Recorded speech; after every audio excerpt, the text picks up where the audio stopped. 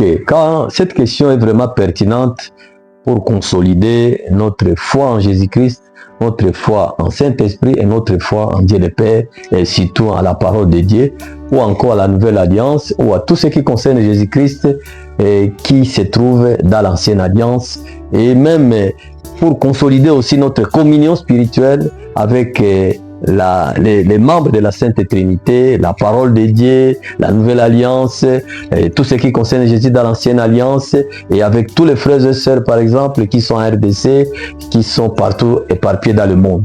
Donc, c'est une question pertinente, puisque quand nous ne connaissons pas notre identité en Jésus-Christ, ou bien qu'est-ce que nous sommes dans Jésus-Christ, c'est difficile même d'être chrétien ou de poursuivre les activités spirituelles.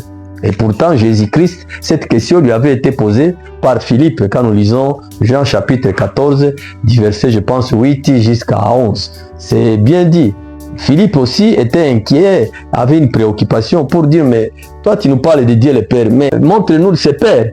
Alors, mais finalement, Jésus lui avait fait comprendre qu'il est dans le Père et le Père est en lui. Et que c'est lui qui le voit le Père.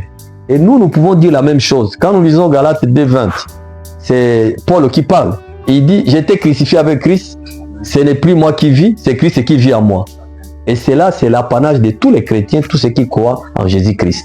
Pour dire que, eh bien, moi, j'étais crucifié avec Christ, on peut même ajouter, j'étais aussi mort avec Christ, j'étais enseveli avec lui, j'étais ressuscité avec lui et je vis avec lui.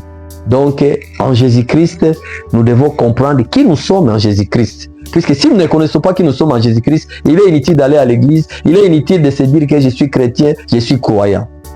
Or, nous savons tous très bien que Jésus lui-même est venu ici sur terre pour sauver les âmes. Et sauver toute âme. Mais les gens sont en train de s'entretuer pour rien. Et ils oublient la formule d'adoration que Jésus lui-même a donnée à la Samaritaine. Quand nous lisons Jean 4, chapitre 4, verset 24, que Dieu est esprit. Et ceux qui veulent l'adorer doivent l'adorer en esprit et en vérité. Galates 4, chapitre 4, verset 6 nous enseigne très bien. Pour dire que lorsque tu es né de nouveau, eh bien Dieu, le Père, prend l'esprit de son Fils Jésus-Christ et il place en toi. Et tu commences à travailler avec la foi même de Jésus-Christ. Donc, les gens, des fois, ils oublient, puisqu'ils ne sont pas familiers avec la parole de Dieu. Il peut lire aujourd'hui, peut-être le premier du mois, la parole de Dieu. Il va lire après 6 mois, il va lire après 1 année ou après 2 ans. Mais quand on est professionnel, on est familier avec la parole de Dieu, on est à l'aise, on sait que cet esprit-là de Jésus-Christ, eh bien, c'est cet esprit que Dieu a placé en nous les jours où nous avons crié en Jésus-Christ. Et quand nous lisons encore 1 Corinthiens chapitre 6 verset 17, c'est clair. On dit que ton esprit là, né de nouveau, c'est le même esprit qui s'identifie maintenant à Jésus-Christ, à Dieu le Père et au Saint-Esprit. C'est le même esprit. C'est pourquoi nous devons comprendre que, eh bien, la rédemption que nous avons eue dès que nous sommes nés de nouveau, c'est une rédemption. C'est un rachat éternel, un héritage éternel.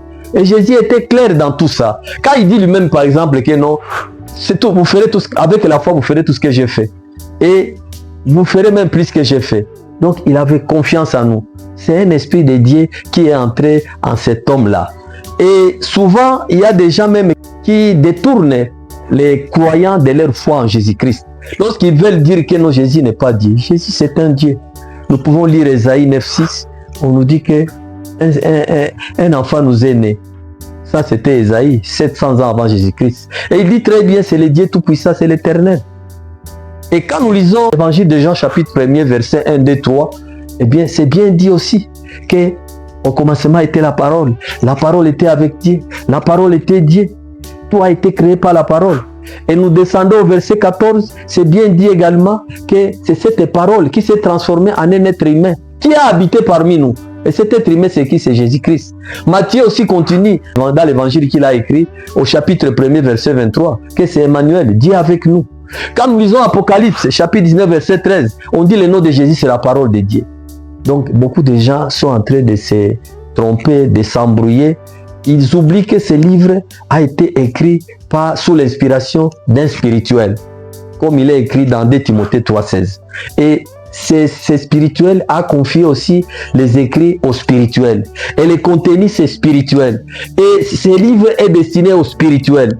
Donc, il ne sert à rien de spéculer autour de savoir si Jésus est Dieu. Jésus, c'est lui Dieu.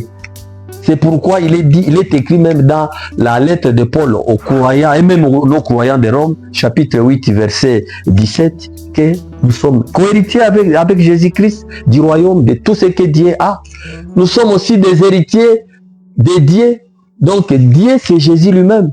Comme Dieu, nous sommes ses héritiers. Comme fils de Dieu, nous sommes des co-héritiers avec lui. Donc nous devons comprendre que Jésus, c'est lui le Dieu éternel des armées. C'est ce qui est dit. Le prophète Esaïe a prophétisé cela, que c'est lui l'éternel, Dieu tout-puissant. Le prince, il est patron, c'est lui le chef de tout. Et nous devions comprendre cela. Mais le grand problème aussi, c'est la puissance du Saint-Esprit. Les gens se limitent au baptême d'eau et ils oublient que même Jean-Baptiste lui-même avait reconnu qu'il y aura un homme puissant qui viendra après lui, et qui va baptiser de Saint-Esprit et de feu. Mais nous nous limitons au baptême d'eau. Or, c'est la puissance là du Saint-Esprit qui devait nous aider à surmonter les obstacles, à chasser les sorciers, à chasser les démons, à chasser Satan lui-même. Et Jésus lui-même a reconnu les deux baptêmes quand nous lisons aussi Actes des Apôtres, chapitre 1er, versets 4 jusqu'à 5. Jésus dit que ne vous éloignez pas de Jérusalem. Attendez celui que le Père avait promis. Et il ajoute au verset 5 que Jean-Baptiste vous a baptisé d'eau, mais quand il viendra le Saint-Esprit, il vous baptisera de Saint-Esprit. Il descend même jusqu'au verset 8 pour dire que vous recevrez. Et il définit cette puissance. C'est le Saint-Esprit. Ce n'est pas les marabouts, ce n'est pas les sorciers, ce n'est pas les féticheurs, mais c'est le Saint-Esprit. Et ce n'est qu'à cette condition qu'on peut être des témoins de Jésus partout dans le monde. Mais nous négligeons la puissance du Saint-Esprit.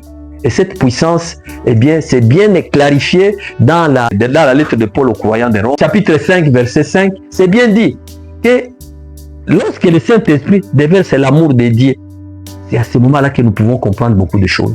Mais lorsque nous n'avons pas le Saint-Esprit en nous, nous ne pouvons rien faire. Donc, Jésus, c'est Dieu. Pour répondre de manière sommaire à votre question, eh bien, Jésus, c'est lui le Dieu tout-puissant.